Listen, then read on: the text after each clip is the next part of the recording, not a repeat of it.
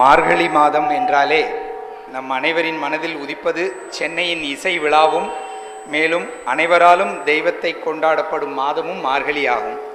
எங்கு திரும்பினாலும் கோலமும் கோவில் சிறப்பு பூஜைகளும் மற்றும் அதிகாலையில் காதில் ஒலித்து கொண்டே இருக்கும் திருப்பாவையும் திருவெம்பாவும் இனிமையானது அல்லவோ? ஆண்டாள் தன் மனம் நெகிழ்ந்து அந்த பெருமானை நினைத்து அதிகாலையில் நீராடி தன் தோழிகளுடன் பாடினதும் திருப்பாவை ஆயிற்று.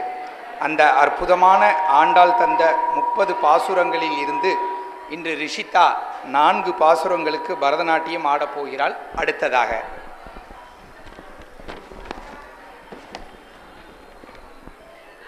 இப்பொழுது நாம் காண போகுவது பாசுரம் 5, மாயனை மண்ணும். அந்த யமுனை கரையில் பிறந்த ஒப்பற்ற கோபாலனை தொழுவதால் அனைத்து துயரமும் தூசியாகிவிடும் என்று நம்பப்படும் பாசுரமாகும். இந்த பாசுரத்தின் ராகம் அடானா, தாளம் ஆதி. 9 தூமணி மாடத்து. அடுத்ததாக பாசுரம் 12.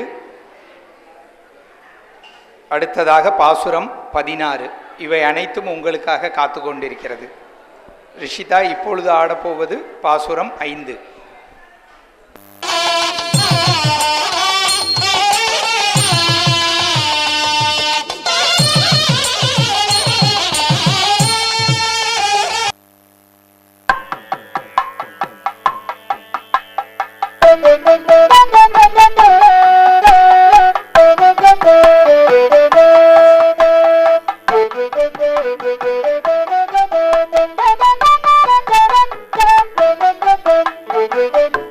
மாயனை மண்ணு